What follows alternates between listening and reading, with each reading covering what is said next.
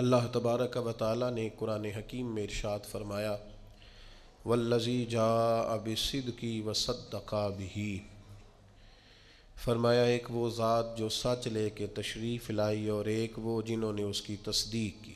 ایک وہ محبوب علیہ السلام جو سچ لے کے تشریف لائے، اور ایک وہ بابرکت ذات جس نے اس کی تصدیق کی۔ اولئک ھم المتقون، فرمایا یہی لوگ پرہیزگار ہیں۔ حضرت مولا علی شیر خدا کرم اللہ تعالی وجہہ الکریم ارشاد فرماتے ہیں کہ یہاں سچ لے کے تشریف لانے والے نبی رحمت علیہ السلام ہیں، اور تصدیق کرنے والے سیدنا ابو بکر صدیق ہیں۔ بہت سارے لوگ ایسے ہوتے ہیں جنہیں سچ کا پتہ ہوتا ہے، سچ کو تسلیم کرتے ہیں، انہیں خبر ہوتی ہے کہ یہ سچ ہے، لیکن اس سچ کے سامنے جھکنے کو اور اس سچ کو قبول کرنے کو تیار نہیں ہوتے۔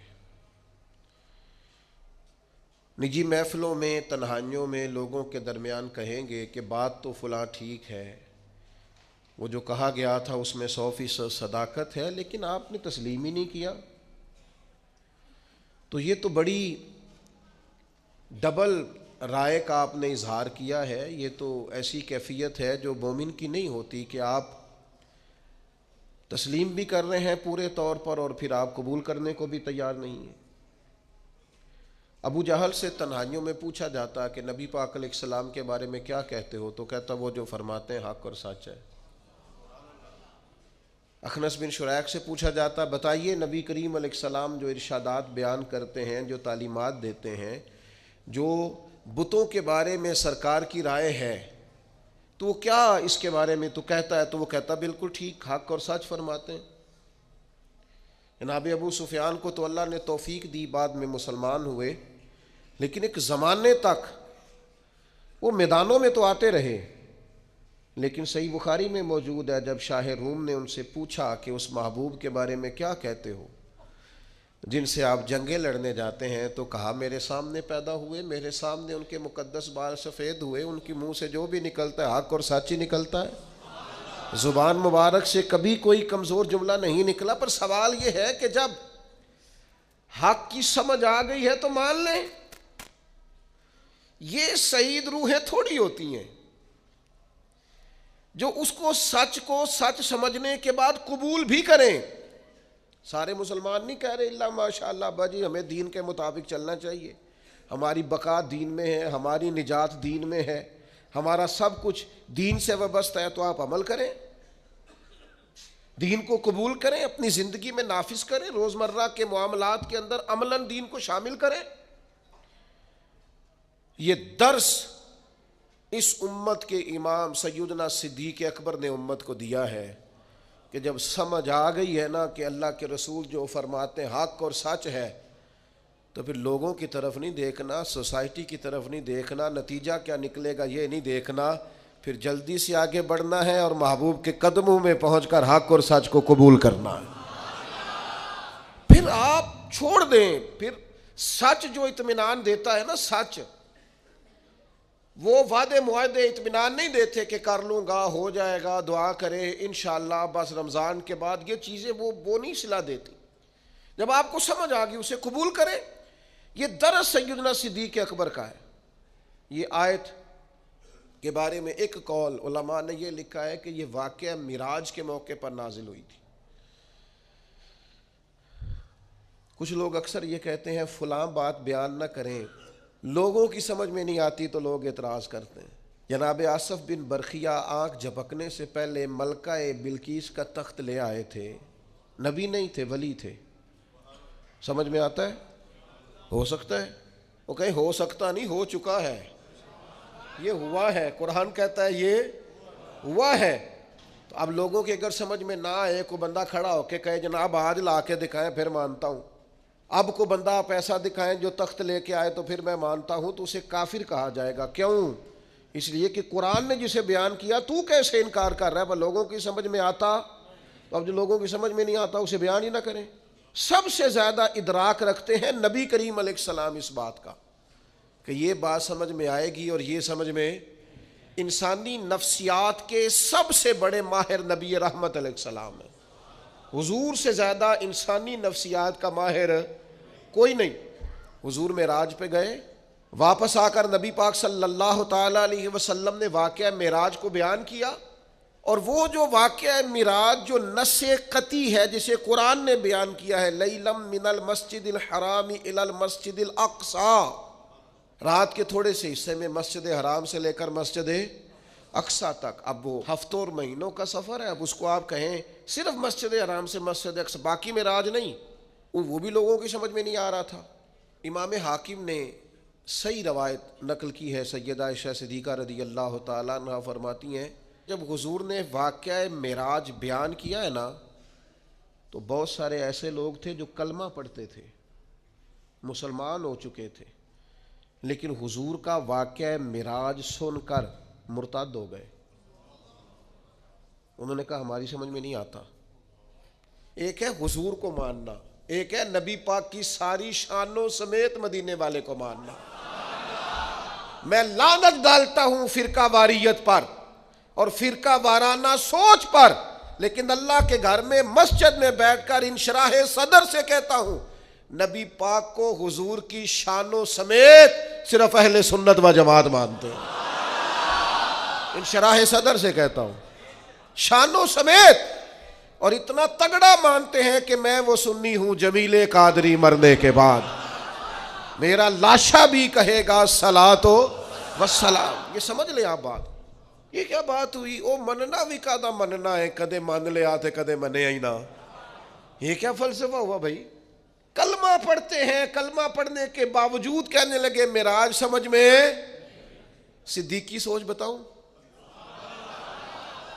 ان لوگوں میں سے, یہ سیدہ عائشہ بیان کر رہی ہیں, امام حاکم نے اس کو لکھا ہے صحیح روایت, ان لوگوں میں سے کسی نے جا کے حضرت صدیق اکبر سے کہا کہ وہ جو سرکار فرماتے ہیں میں مسجد حرام سے مسجد اقصی تک گیا ہوں, تو آپ اسے تسلیم کرتے ہیں, اس کی تصدیق کرتے ہیں؟ تو حضرت ابو بکر صدیق فرمانے لگے یہ تو اتنی سی بات ہے, میں تو اس سے بڑی بڑی باتوں کی تصدیق کرتا ہوں. اور کوئی رہ فلک تے یار گیا, کوئی جا سدراتے ہار گیا, ایک کالیاں زلفاں والا سی جڑا لنگ گرشاں تو بھی پار گیا. یہ اتنی سی بات؟ محبوب تو جو کہہ دیں, جو فرما دیں, سانو قید سجن دا گہنا ہے, اور جنج رکھے ایسا اونج رہنا ہے. یہ فلسفہ حیات ہے بندہ مومن کا. امتی کا حق ہے کہ جو حضور فرما دے, جس وقت فرما دے, جس تناظر میں فرما دے, وہ صدق کے دل سے اسے لوگوں کی سمجھ میں نہیں آتا. اور جناب یہ سمجھ شریف کا قصور ہے, یہ سمجھ شریف مختصر ہے, اس لیے سمجھ میں نہیں آتا. لوگوں کی سمجھ میں بڑی چیزیں نہیں آتی. اب کیا وہ چیزیں چھوڑ دی جائیں گی؟ اکبر الآبادی کہتے ہیں میرا تو رب کے بارے میں بھی یہ عقیدہ ہے کہ تو دل میں تو آتا ہے, دماغ میں نہیں آتا. میں جان گیا میرے مولا تیری پہچان یہی ہے. اگر کوئی تیرا احاطہ کرنا چاہے تو کر سکتا, دماغ تیرا احاطہ کر سکتا, آنکھیں احاطہ کر سکتی, لیکن دل مانتا ہے کہ اس کائنات کا خالق بھی ہے, مالک بھی ہے. ایمان ہے, عقیدہ ہے. اس لیے تصدیق اور روحانی طور پر نبی پاک صلی اللہ علیہ وسلم کے قریب رہنا اور غلامی کرنا اور پورا ماننا اور وارفتگی سے ماننا اور شوق سے ماننا, اور ماننا تو پھر سارا کچھ باندھ باندھ کے ہاتھ پیر اپنے آپ کو حضور کے قدموں میں رکھ دینا, یہ صدیق کی سوچ ہے.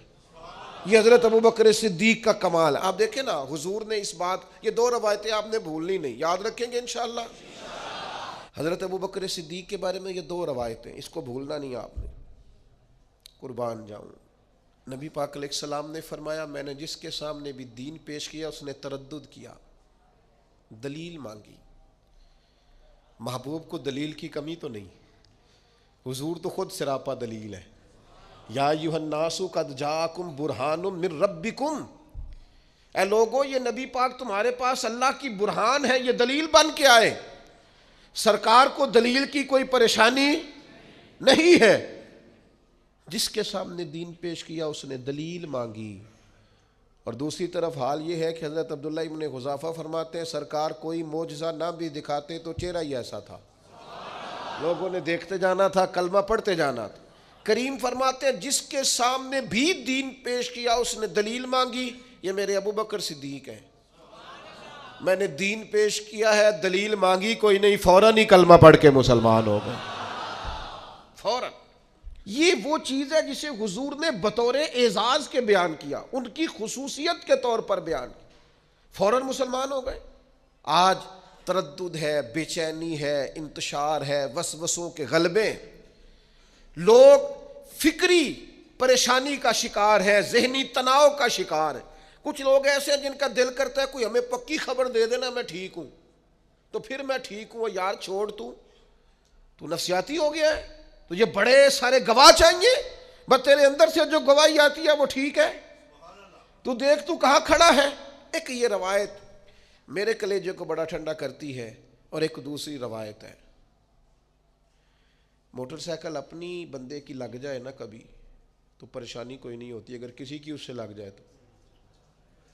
اپنے پیسے گم ہو جائیں تو کوئی پریشانی, لیکن اگر کسی کی امانت رکھی ہو, بڑا پیارا آدمی بھی ہو, بلکہ یوں سمجھ لیں گھر والوں کے بھی پیسے ہو نا, ابا جی نے بھی پکڑائے ہوں, وہ بھی گم ہو جائیں تو بندہ پریشان ہوتا ہے. قریبی آدمی جتنا مرضی, ماں باپ کی حد تک بھی قربان جائیں.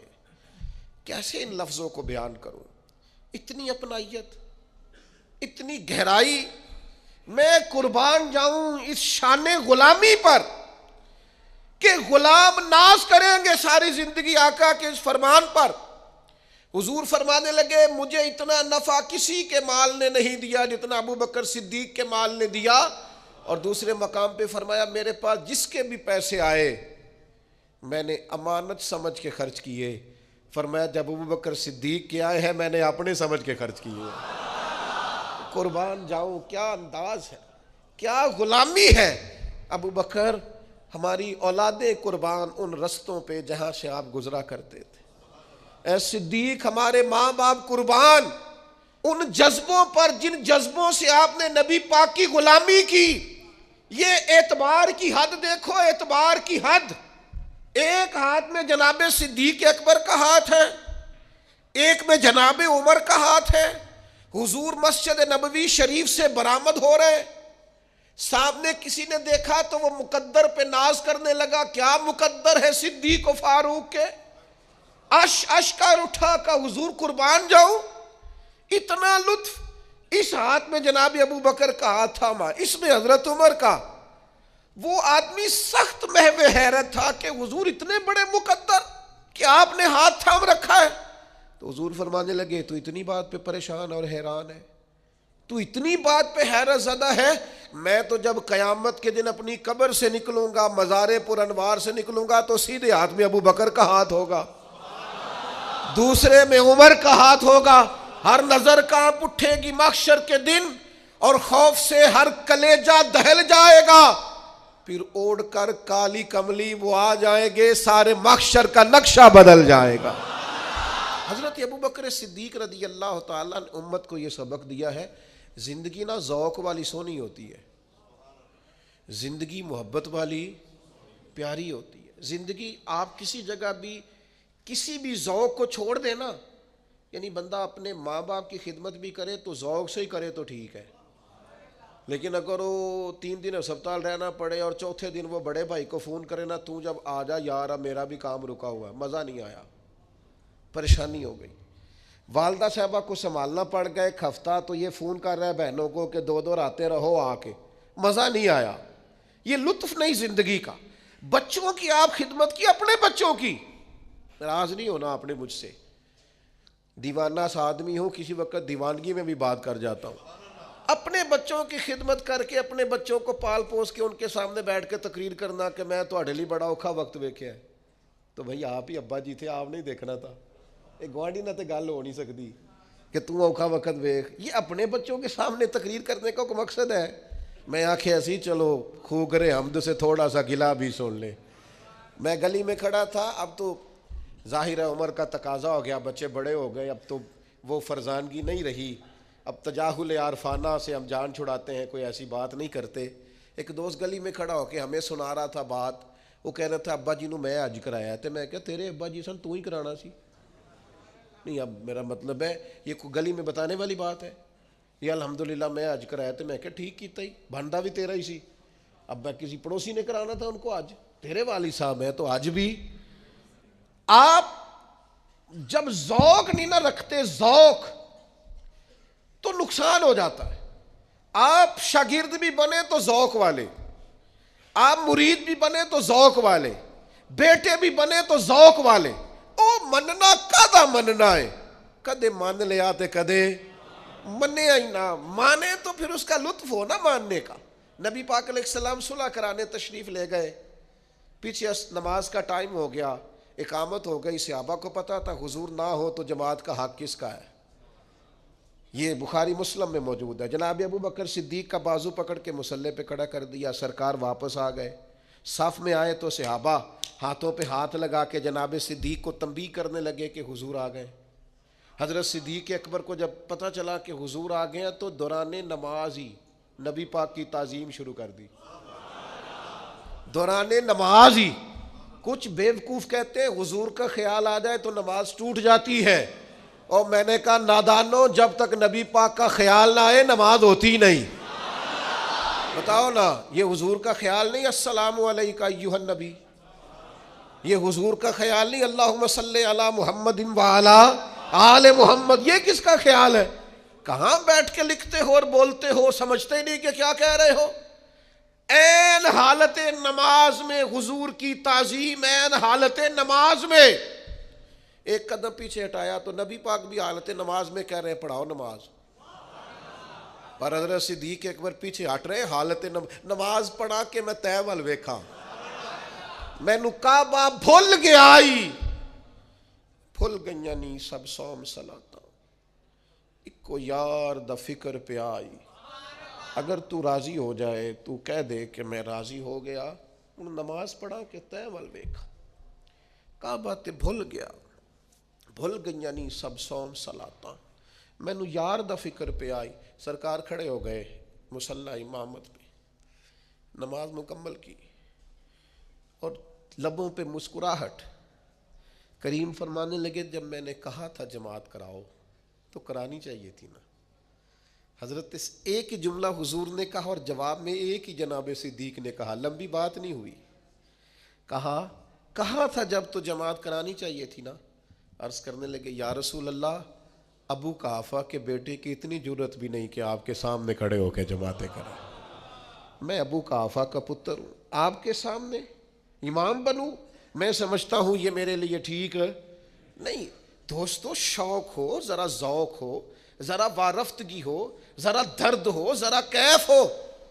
نلائق بیٹا ہے، نلائق بیٹا جس کا باپ اسے کھول کے کام نہیں بتاتا، لائق بیٹا ہے جس کا باپ فوراً کہے پتر فلاں کر کیا، لائق بیٹا ہے۔ نالائق شاگرد ہے جس کا استاد اسے کام کوئی نہیں بتاتا، نالائق ہے۔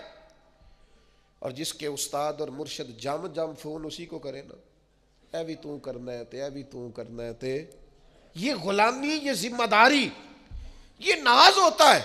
بھائیو، ہمیں سمجھنا چاہیے دین میں جب تک ذوق نہیں ہوگا، شوق نہیں ہوگا، وارفتگی نہیں ہوگی۔ میں حرم شریف تھا، ایک صاحب مجھ سے کہنے لگے آپ کیا فرماتے ہیں، زیادہ عمرے کیے جائیں کہ زیادہ غریبوں کو دیا جائے؟ میں نے کہا آپ کا دل کیا کہتا ہے؟ کہتا زیادہ غریبوں کو دیا جائے۔ میں نے کہا ٹھیک ہے، آپ غریبوں کو زیادہ دیں، نفلی عمرہ نہ کریں۔ تو مجھے کہنے لگے آپ نے اپنے بارے میں کچھ نہیں بتایا۔ میں نے کہا میری رائے یہ ہے کہ غریبوں کو بھی دب کے دیا جائے اور حضور کی حاضری بھی بار بار دی جائے۔ میری رائے تو یہ ہے، اس لیے کہ کچھ لوگ ایسے ہیں جو رہ نہیں سکتے، ان کی مجبوری ہے، پیار جو ہو گیا ہے، ان کی کیفیات کا رنگ۔ کہنے لگے یہ دو فتوے کس طرح ہوتے ہیں؟ میں نے کہا ہوتے ہیں، دو فتوے ہوتے ہیں۔ حضرت ابی بن کعب نے کہا یا رسول اللہ سارا مال اللہ کے راستے میں دینا ہے؟ فرمایا نہ بھائی، تیسرا حصہ، سارا نہیں لینا، تیرے بچے بعد میں پریشان ہوں گے۔ حضرت ابو لبابہ نے کہا یا رسول اللہ سارا دینا ہے؟ فرمایا نہ بھائی، تیرے بچے بعد میں پریشان ہوں گے۔ حضرت سعد بن ابی وقاص نے کہا سارا اللہ کے راستے میں دینا ہے؟ فرمایا نہ بھائی، ان کے لیے فتویٰ اور ہے۔ ابو بکر صدیق سارا ہی لے آئے، فرمایا تو لے آ، تیری خیر ہے، تیرا سارا ہی قبول ہے، تیرے لیے کوئی مسئلہ نہیں ہے۔ میں کیسے آپ کو بتاؤں کہ اولاد بزدل کر دیتی ہے، اپنے لیے انسان اتنا پریشان نہیں ہوتا جتنا بچوں کے لیے ہوتا ہے۔ جوان بیٹیاں تھیں جناب صدیق اکبر کے گھر میں، لیکن سارا مال ہجرت کی رات لے گئے۔ حضرت اسماء بنت ابی بکر سردار کی بیٹی، لیکن ابو جہل نے آ کے پوچھا کہاں لے گئے ہیں نبی پاک کو تیرے والد؟ جناب اسماء کہتی ہیں اس سختی کے ساتھ مجھ سے پیش آیا کہ میرے رخسار پہ تھپڑ بھی مارا۔ کس کے لیے؟ حضور کی بارگاہ کے لیے۔ مسلمان دین پر عمل کرتا ہے تو اس کے اندر وہ کیفیات نہیں، وہ جذبات نہیں۔ علامہ اقبال کہتے ہیں بجھی عشق کی آگ اندھیر ہے، اب یہ مسلمان نہیں، یہ خاک کا ڈھیر ہے۔ اب تو یہ خاک کا ڈھیر ہے، کوئی بھی ہوا چلائے گا، پنکھا چلائے گا، یہ اڑ جائے گا۔ وہ جو عشق کے ساتھ حضور کے لیے رکے ہوئے تھے وہ پہاڑ تھے اصل۔ ہم نے وہ ذوق نہیں سمجھا۔ اور پھر ایک اور بات بھی آپ کو عرض کروں، ایک ہے شریعت کا حکم، ایک ہے اللہ رسول کا حکم، اور ایک ہے رب رسول کی مرضی۔ زیادہ مشکل بات نہیں ہے، بس سمجھنے کی کوشش کرنا۔ ایک ہوتا ہے حکم اور ایک ہوتی ہے، فرمایا طلاق دینا گزارا نہ ہو تو اجازت ہے، پر یہ مرضی تو نہیں نہ طلاقیں ہو۔ کسی نے کسی کو مارا تو مشیت الہی یہ ہے کہ بندہ مر جائے گا، پر اللہ کی رضا تو نہیں کوئی کسی کو مارے۔ مشیت، شریعت، حکم اور ہے اور مرضی اور ہے۔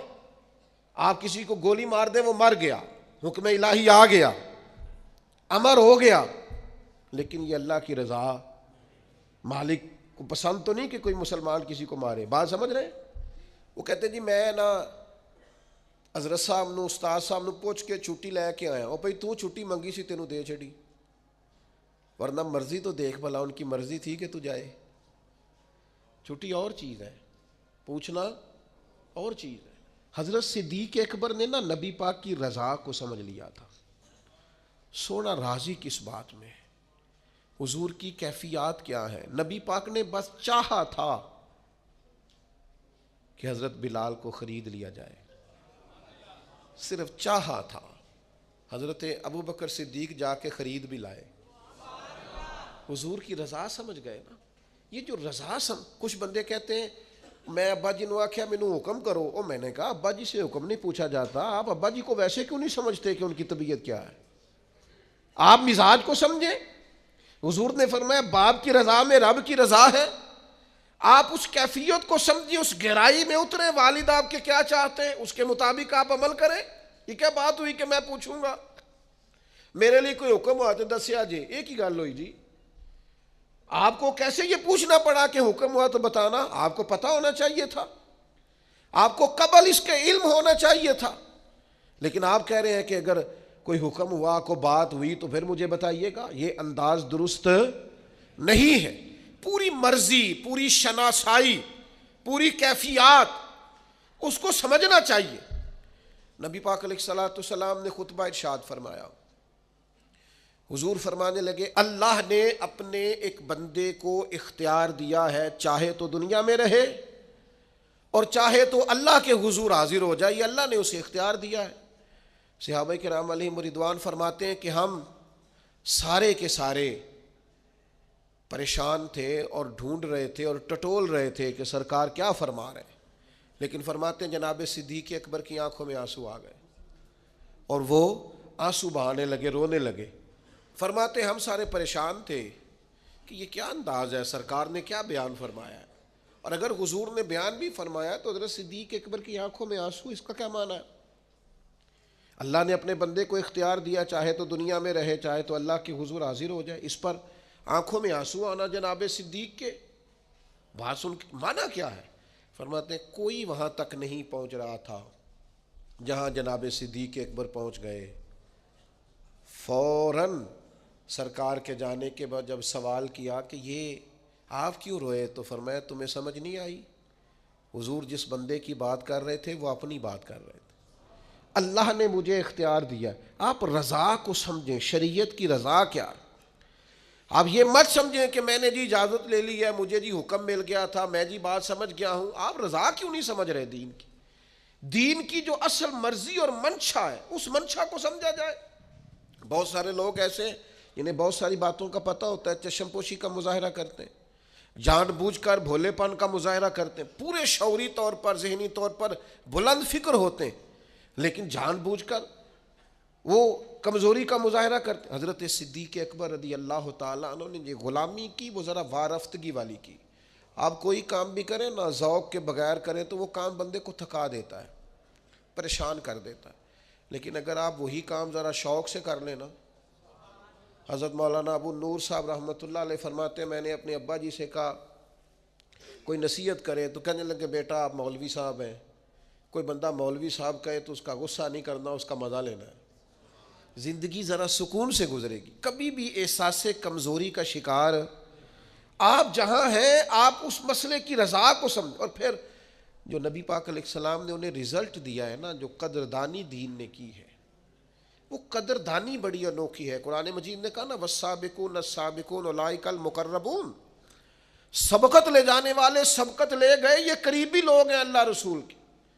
حضرت یہ بخاری مسلم دونوں میں موجود ہے، حضرت عمر فرماتے میری اور جناب صدیق اکبر رضی اللہ تعالیٰ عنہما فرماتے ہماری کسی بات میں شکر رنجی ہو گئی تھی، اختلاف رائے ہو گیا، اور کیفیت یہ بنی کہ حضرت صدیق اکبر نے غصے میں ایک سخت جملہ کہہ دیا، بعد میں اسی جگہ کھڑے کھڑے فوراً عرض کی، ارشاد فرمایا کہ عمر یار درگزر کر دو، مجھے جذبات میں میرے سے بات نکل گئی۔ فرماتے ہیں میں تو پہلے ہی جلالی تھا، میں نے کہا پہلے بات کرنا پھر معافیاں مانگنا، میں نے بھی سخت سست بول دیا، اب مجھے بھی احساس ہوا کہ یہ بھلا کون مجھ سے معافی مانگ رہا تھا، ابو بکر صدیق۔ آپ فرماتے فوراً میں حضرت ابو بکر صدیق کے گھر پہنچا، لیکن مجھے جا کے پتہ چلا کہ وہ تو گھر میں موجود ہی نہیں۔ اب میرے پیروں تلے زمین نکل گئی، جب وہ گھر نہیں ہوتے تو دروازہ رسول پہ ہوتے۔ فرماتے کیفیت بدل گئی، میں شدید پریشان ہوا۔ دوسری طرف حضرت ابو درداء رضی اللہ تعالیٰ عنہ روایت کرتے کہ حضرت صدیق اکبر حضور کی بارگاہ میں پہنچے تو فرمایا کیا ہوا؟ عرض کی یا رسول اللہ ایک جملہ کہہ بیٹھا ہوں، پھر بڑی معافی مانگی ہے پر عمر مانے نہیں۔ نبی کریم مقدس گردن جھکا کے بیٹھ گئے۔ جناب عمر کہتے میں نے جا کے السلام علیکم کہا، جواب تو آیا پر حضور نے گردن نہیں اٹھائی۔ فرماتے میں پورا ڈرا، دیر تک سوچتا رہا یہ کوئی بات کرے، سرکار کچھ کہیں گے تو میں معافی مانگوں گا، لیکن فرماتے ہیں نبی پاک صلی اللہ تعالیٰ علیہ وآلہ وسلم نے کوئی بات ہی نہیں کی۔ اب میں نے ہی بات چھیڑی، میں نے کہا یا رسول اللہ مجھ سے غلطی ہو گئی، اگر جناب صدیق اکبر نے مجھ سے کہا تھا تو مجھے معاف کر دینا چاہیے تھا۔ فرماتے اب سرکار کا چہرہ نور اٹھا اور میں نے حضور کے مقدس جملوں میں جلال دیکھا۔ فرمایا عمر تمہیں پتہ ہے تمہاری قوم نے میری تکذیب کی اور ابو بکر نے میری تصدیق کی۔ فرمایا تمہیں خبر ہے اس بات کی کہ ہر شخص نے مجھ سے ہر چیز کو روکا اور جناب صدیق اکبر نے میرے لیے قربانیاں دی۔ حضرت سیدنا عمر فاروق فرماتے ہیں نبی پاک علیہ السلام نے 3 دفعہ فرمایا کیا تم میری خاطر ابو بکر کو چھوڑ نہیں سکتے تھے؟ میری خاطر، اللہ کرے آپ کو سمجھ آئے بات کی، کیا میری خاطر ابو بکر کو چھوڑ نہیں سکتے تھے؟ گویا حضور فرما رہے ہیں جو جناب صدیق اکبر کی طرف دیکھے تو میری نسبت کی اینک لگا کے دیکھے، اس کا جو میرے ساتھ تعلق ہے اس تعلق کی بنیاد پر دیکھے۔ مسلمانوں کے اندر جب سے بحثیں بہت ہونے لگی ہیں نا، فکری انتشار بڑھ گیا ہے، روز ایک نئی بے یقینی جنم لیتی ہے۔ روز چونکہ ہم تبصروں والے ملک میں رہتے ہیں، اگر کوئی ملک تبصروں سے ٹھیک ہوتا تو سب سے پہلے ہمارا ملک ٹھیک ہونا تھا۔ ہم تبصروں والے ملک میں رہتے ہیں، اتنی گفتگو نشستن گفتن برخاستن، اور پھر حال یہ ہر بندے کے پاس اندر کی خبر ہے، سب کے پاس موبائل ہے تو سارے ہی صحافی ہیں، آپ جس سے بھی ملیں گے 2-4 اندر کی خبریں اس کے پاس ضرور ہوں گی۔ تو حضرت صدیق اکبر رضی اللہ تعالیٰ عنہ کی شخصیت بتاتی ہے کہ دین بحث کرنے نہیں آیا، غلامی کرنے آیا۔ شریعت کے ہر فرمان پر جب آپ نے مان جو لیا، یہ بحث، یہ تکرار، یہ سیکھنا، یہ کلمہ پڑھنے سے پہلے کی بات ہے، جب آپ نے تسلیم کر لیا پھر صرف غلامی کریں گے، اور ذوق سے کریں گے، اور شوق سے کریں گے، اور توانائی سے کریں گے۔